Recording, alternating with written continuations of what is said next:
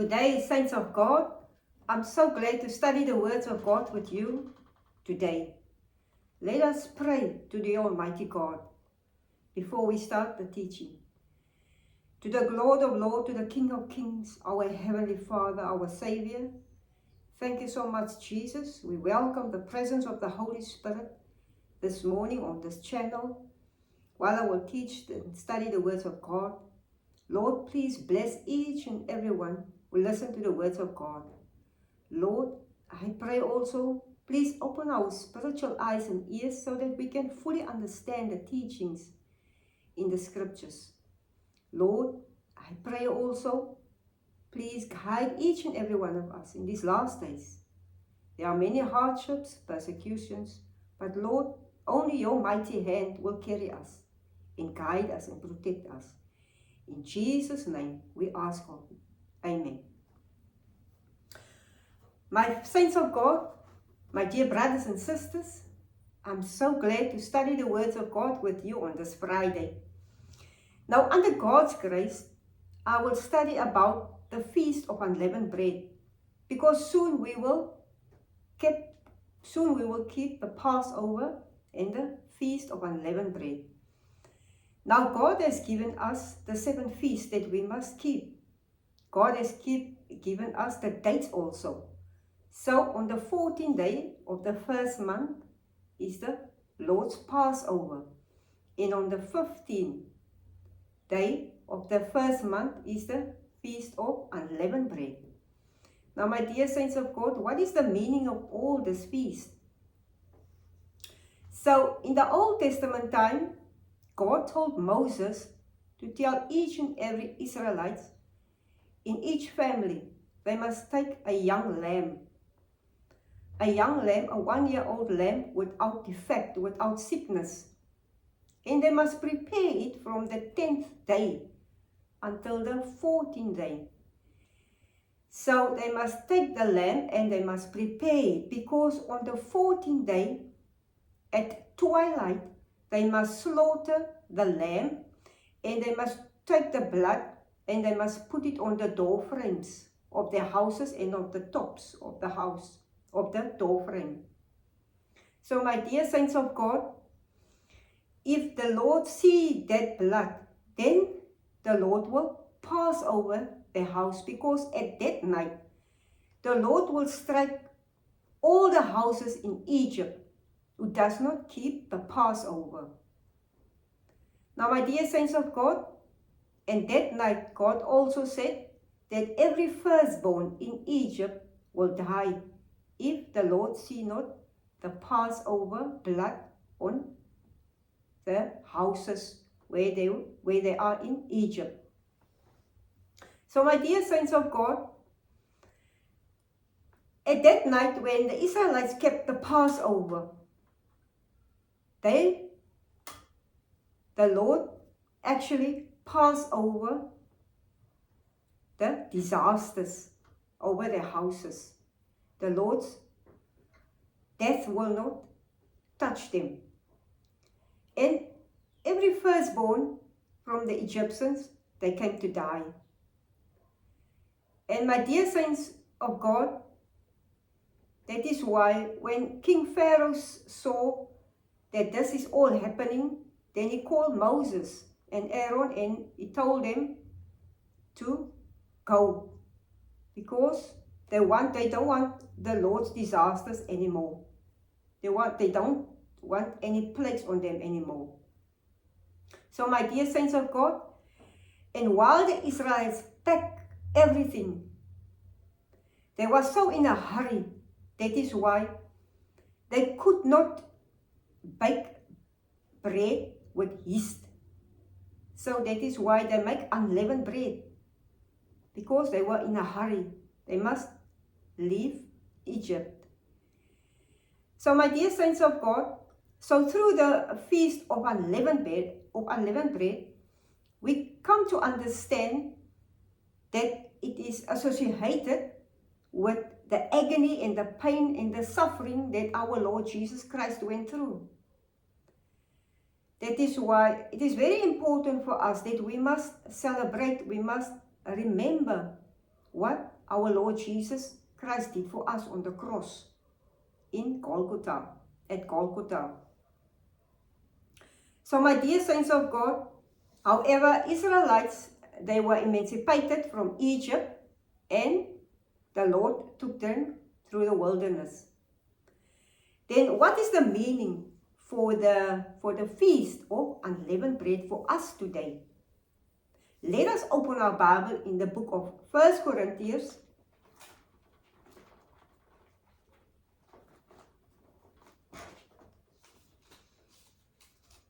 Let us open our Bible in the book of 1 Corinthians chapter 5. And let us read from verse 7.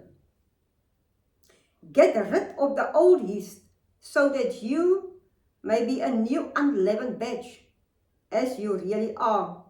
For Christ, our Passover lamb, has been sacrificed. Therefore, let us keep the festival, not with the old bread leavened, with malice and wickedness, but with the unleavened bread of sincerity and truth. So, my dear saints of God, it is very important for us, as I have mentioned it earlier, so that we must keep the feast of unleavened bread. Because the old bread, as the scripture said, get rid of the old yeast so that you may be a new unleavened batch. We must forget Jesus Christ came and he sacrificed for us on the cross. So he took all our suffering, all our pain, all our sickness, he took it upon him. And so that we must receive a new life in Christ.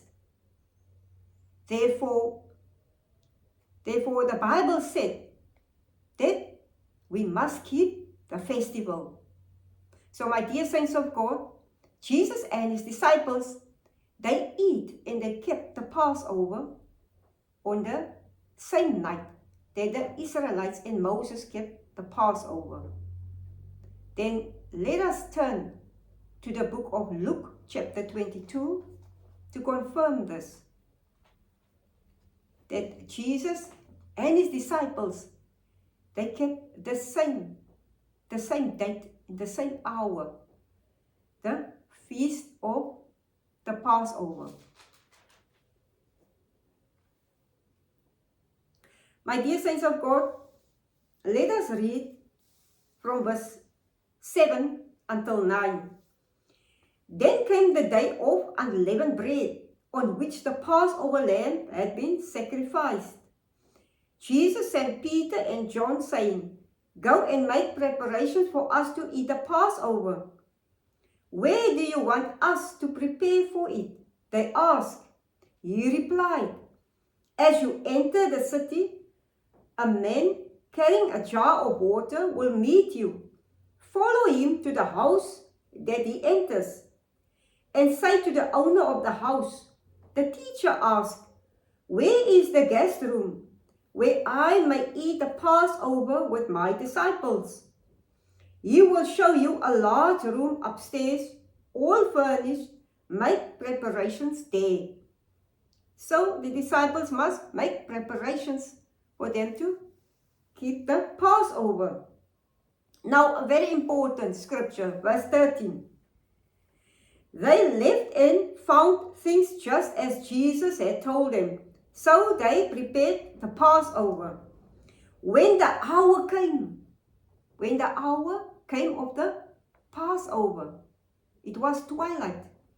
When the hour came, Jesus and his apostles reclined at the table. And he said to them, I have eagerly desired to eat this Passover with you before I suffer. Then let us see how they eat the Passover. Verse 19. And he took bread, gave thanks, and broke it, and gave it to them, saying, This is my body given for you.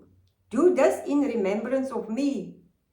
In the same way, after the supper, he took the cup, saying, This cup is the new covenant in my blood, which is poured out for you. My dear saints of God, what did Jesus say? This is my body given for you. Do this in remembrance of me. So we must do it in remembrance of what Jesus Christ did for us on the cross. Jesus took all our pain, all our sorrows, all our sickness, all our problems. He took it upon him and he died for us. So through this, our Father suffered on the cross for our sins. Then, my dear saints of God, so let us always participate in the suffering of our Lord Jesus Christ. Then let us conclude with this last scripture in the book of Romans, chapter 8.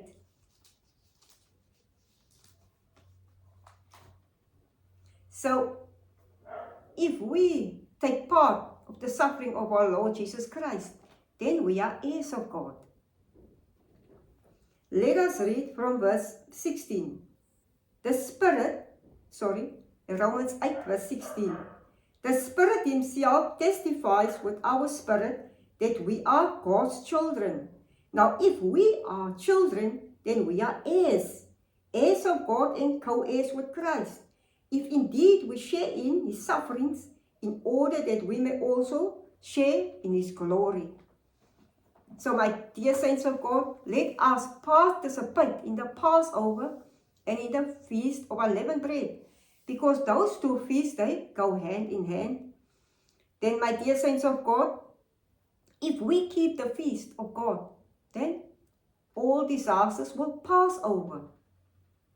So if any disasters will strike on this earth, the Lord knows his people, who knows, he sees the end from the beginning.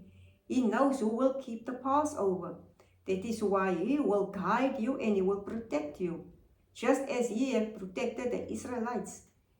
And also, let us always keep the commands of God. I hope you have studied with me the scriptures through the Bible today, and I also hope and pray that you will also keep the Passover and the Feast of Unleavened Bread. So we will start and keep the feast this year, the Feast of the Passover. We will keep it on the 31st of March, and on the 1st of April, we will keep the Feast of Unleavened Bread. Because according to the sacred calendar, on the 31st of March, it is the 14th day of the first month, the month of Aviv. On the 1st of April, it is the 15th day of the first month, the sacred calendar, the month of Aviv. So that is why it is very important for us that we must keep it. So I hope you are all well and you stay well, and God bless you abundantly. I want to thank each and every one of you also who like and subscribe all my videos. And thank you so much for doing every effort to watch my videos. God bless you.